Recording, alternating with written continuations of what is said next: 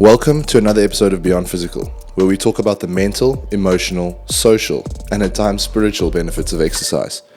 We believe that exercise is more than movement, and this podcast is our attempt at sharing that message with the world by sharing our own as well as our guests' experiences and knowledge. If you enjoy it, we ask that you please spread the message by leaving a rating and review, or even better, by sharing with a friend. Welcome, Demi. Welcome to Beyond Physical. Thank you. This is Demi. Demi's a coach at Horizon, recently joined the team full-time-ish, I suppose you can say that. As of a week and a half from now, will be like your full-time thing. Demi was an intern, and we were lucky enough to have us join us kind of get more involved as the internship progressed. So super exciting. Very. Demi, what's your background at ETA? What are the credentials for the people at home to know? For the people at home, I basically have a basic sports science degree, Bachelor of Sports Science. I have small qualifications in flexibility and mobility, kettlebell training, boxing. Yeah, that's about it. Functional training as well. Have you ever actually used the boxing thing? Yeah, so before, about a year ago, I was actually training at a boxing gym, and I would coach Ferreira boxing in Deep River. I would coach the boxers, I would condition them for their fights. That's very cool. Yeah, it was crazy, and then I would stand in the corner and just... That's hectic. That was crazy. I really enjoyed that experience, but I couldn't stay. Did any of your athletes ever get knocked out? No, never. None of my athletes, never. That would have been so hectic. I remember I watched my best friend boxing once, and you don't really realize how it's quite an emotionally charged thing. Yeah, it's like fight or flight. Yeah, literally. And you're just watching them, and you're like, I really hope this person doesn't get hurt. Yeah. But you've also recently, started going down the endurance sport rabbit hole. Yes. How did that happen? So in high school, I started strength training. I would say grade 10 when I was 17. I just decided to go into that journey. I would literally consider myself a gym rat. And I did that for 5 years. And I just okay, it's getting a bit repetitive. Let's try something new. And I would never do running. Throughout that whole gym phase, I was like, I'm never going to run. No ways. I don't want to do that. I had no interest at all. And then I went for a run in January of 2024. And I realized, oh my gosh, I'm actually terrible. And I just wanted to challenge myself and to keep going at that. And now, beginner runner, novice triathlete, keeping on pushing myself. How did you go about kind of moving into incorporating running more regularly from the basis of someone who didn't really run at all? So I did it with my boyfriend, because my boyfriend, he was always like, Demi, you just do gym, you need to run, because he likes running. And I was like, no, I'm not interested. So he's like, come 2024, we run every week. So every Friday we would run along the Musenberg prom, do a 5K, and that would just be a thing. And then I was like, actually, let me set a goal to run a 10-kilometer race. So I did my 10-kilometer race, and I kept building up towards that weekly runs. And yeah, that's how it continued going on. Now I'm training for Cape Town Marathon this year, which is crazy. It's crazy to me. Could you ever imagine that you would have done a marathon when you started? Never. If you had to tell me 2 years ago, 3 years ago, you're going to run a marathon, I would be like, you're actually insane. Stop talking shit to me. I have the exact same kind of experience with running, where I wasn't into running. The reason I started was because I didn't like it, and I wanted to do something that would challenge me, that was out of my comfort zone. And now I love it. I mean, I've gotten a lot of goodness out of it.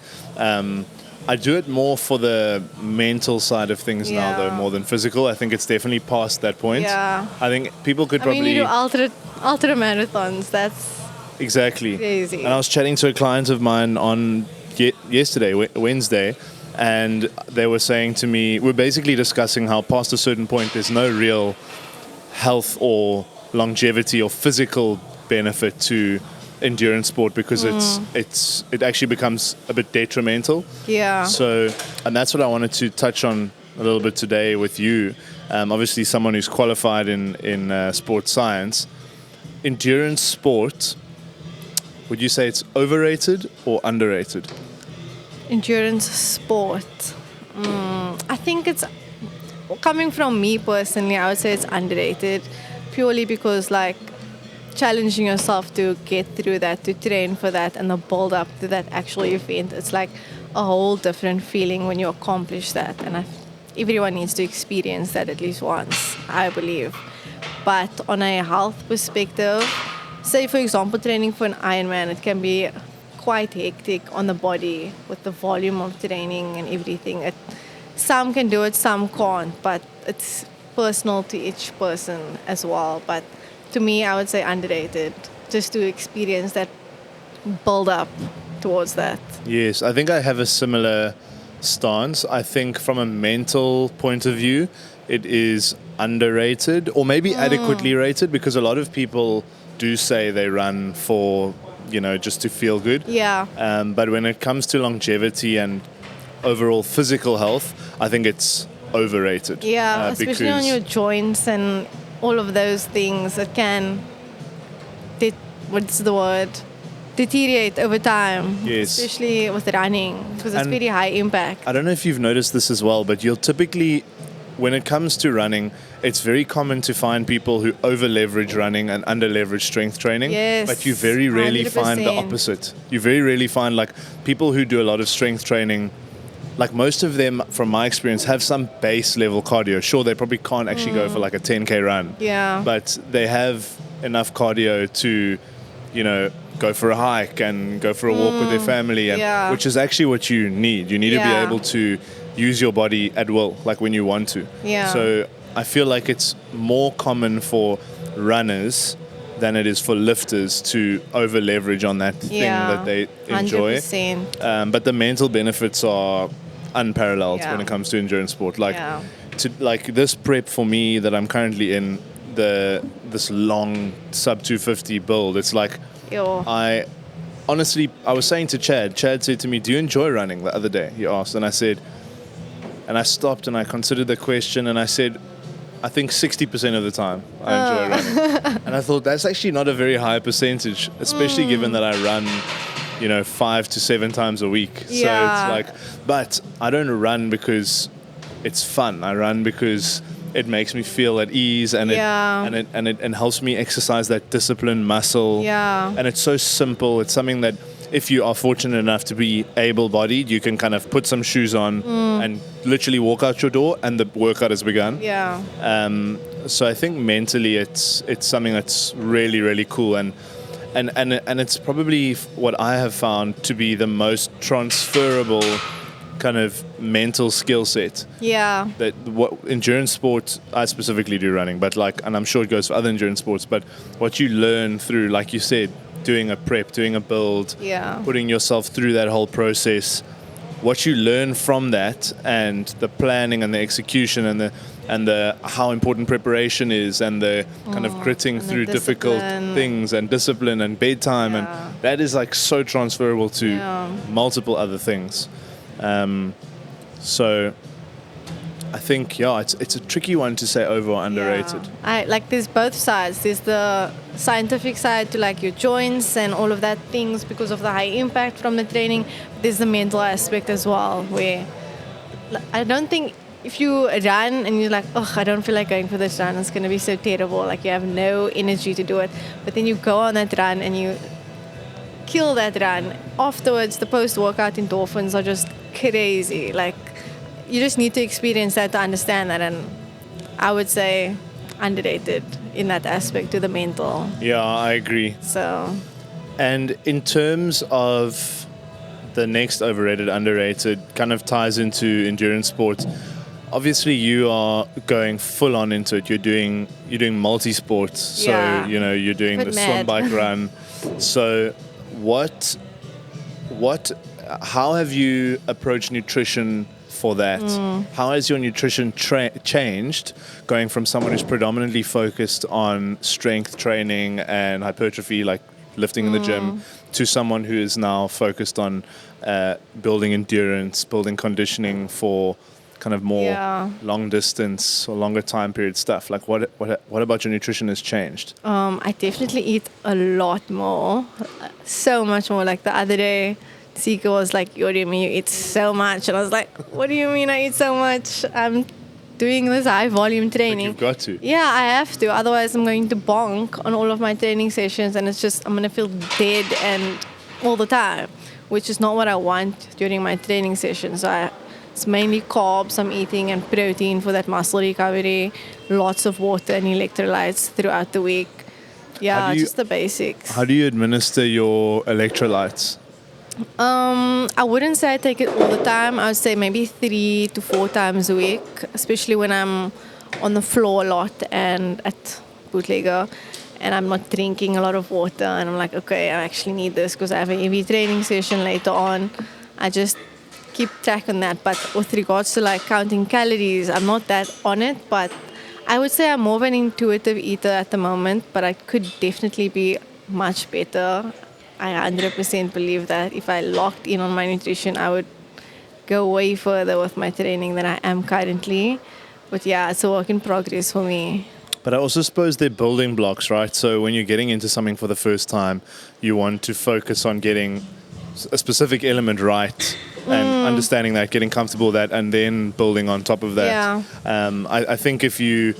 I mean, there are people who can do it all at once, but I know personally, when I got into endurance sport, I knew absolutely nothing about fueling. Yeah, me and I as didn't well. really pay any attention to it at all. But now... But didn't after time you felt like, oh, I'm so dead, I'm not eating enough? Or do you think you were overeating?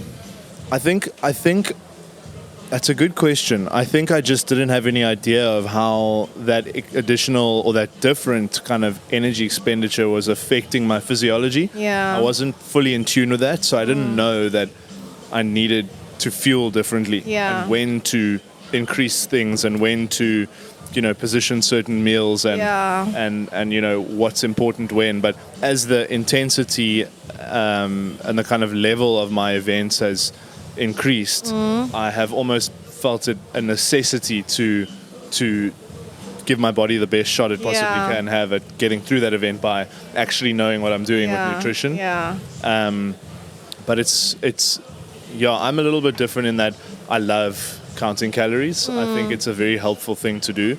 And also, I don't know, I like having a finger on the pulse of what exactly I'm putting in. I was so into counting calories when I was a gym rat, when I was a gym girl, like heavy, like, okay, I ate this, MyFitnessPal every day. I was on top of it because it was mainly maintenance and I want to gain weight back then. So I was really on it then. I should bring that back into my routine because it would really make a massive difference if I counted my calories right now. It's something that if you look at the elite endurance athletes, the ones that are nice enough to share some information about their protocols and stuff, they are so dialed in. Like they have spreadsheets and like 15-minute like segments and then like grams of carbs in that time, grams of fats, electrolytes, like they literally plan everything out. I remember when I did the 100 miler, I wasn't that dialed in, but I kind of had a pretty much every 30-minute type of protocol for like a 35-hour event. So imagine how many lines there was, like were on that spreadsheet.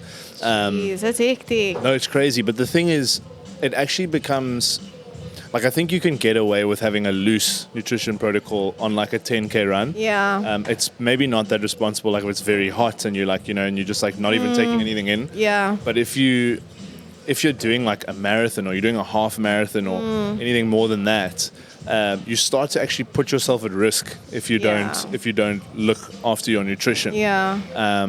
So, and I kind of say this a lot because it quickly becomes quite a chore, like a mission. Yeah. But I'm really into it now. But like I used to not be. But my kind of motto is like, it doesn't matter how you feel. It's about what you need. It's about what your body needs. It's not actually like really about, I feel like, I can go another half an hour on this run without eating. Or it's like, no, that's not like you've been out for 2 hours and you When was it the other day? I went for a 16K run and I only brought one gel because I was like, okay, it won't be that long. Like I'll be okay. And then I was 45 minutes in. Before 45 minutes, I took my first gel, and then Another 45 minutes, I didn't have a second gel because I anticipated it to be a bit shorter than that. But it was really hot that morning and I was slowing down. And I didn't have that second gel. And I was just dragging my feet towards the end of that run. And just fueling in general for runs and for long distances like that makes a massive difference. My body definitely felt that morning. And I was like, yo. You really start to appreciate carbs. Yeah, 100%. It's like I've any run that starts to like reach the 2 hour mark for me, even like 90 minutes to 1:45, like 1 hour 45, I can start to feel my glycogen stores kind of emptying out where I'm like, there's no bounce, there's no responsiveness. Like you're just dragging your feet. Exactly. And then it's amazing when you do put something in and you're like, okay, cool, I've had like a sandwich or like a gel or something that's nice and carby. And you're like, wow, I feel like I can go for longer, you know? Yeah. But I don't know how, I don't know how important calorie tracking is in the endurance space. I know that it's important from the sense of you want to be ensuring you're giving yourself enough energy.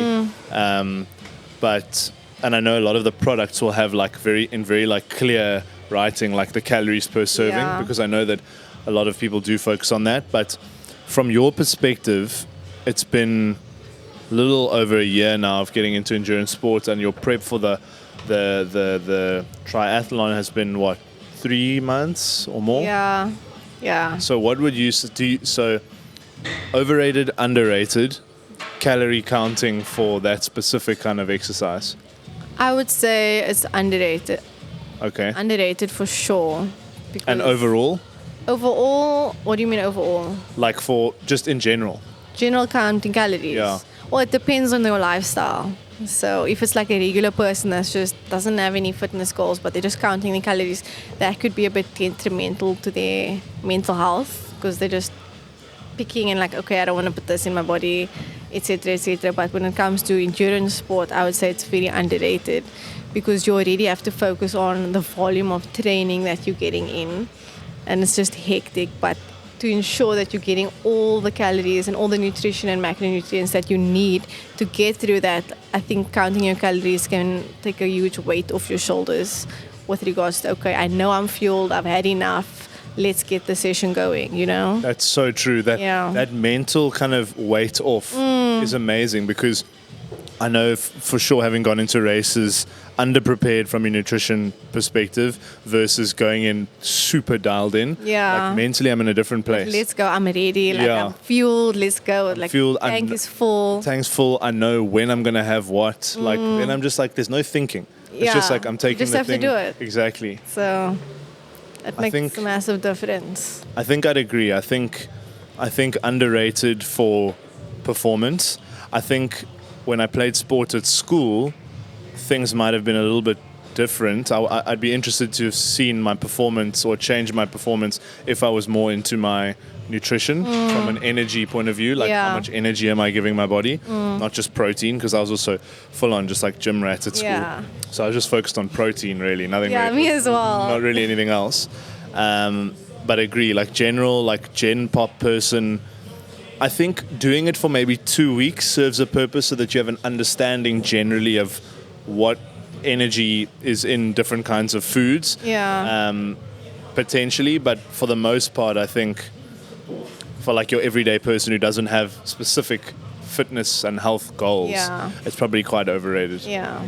But like for instance, like this is a random kind of caveat, but like people who go to music festivals, they're getting in like 40 to 50,000 steps over like a day and a half. Yeah. Like I could argue that it would be important for them to like look at what their calorie intake is. Yeah, I hear you on that. Because they're going to be flat afterwards, you know? And they'd probably not have as heavy of like a dip the few days after, because they've even actually... just hydrated, because they're just drinking so much there as well. Yeah. So... That's very true. Interesting to think about, actually. Yeah, because I've got 1 or 2 friends who do that, and I'm like, you guys need to have like a nutrition protocol for this. you can't go into this doing like 70,000 steps over 2 days and then just Like 1 meal a day. one meal a day, literally. Like one of them told me that his legs cramped. Like he sat down and he couldn't stand back up because his legs had cramped. I'm like, you need that's carbs, you need crazy. electrolytes, you need food. But yeah, I think overall, like from a general application, I think it's underrated. But for specifically like non-exercise or non-health focused people, or like you said, anyone who doesn't have a specific goal, Yeah. it's probably overrated. Yeah. Yeah. Thanks, Demi. Yeah. Thank you for having me. Thanks for sharing your thoughts. Hopefully you can chat to me and to everyone at home again soon. Yes. But thank you for listening to Beyond Physical, and we'll catch you in the next episode.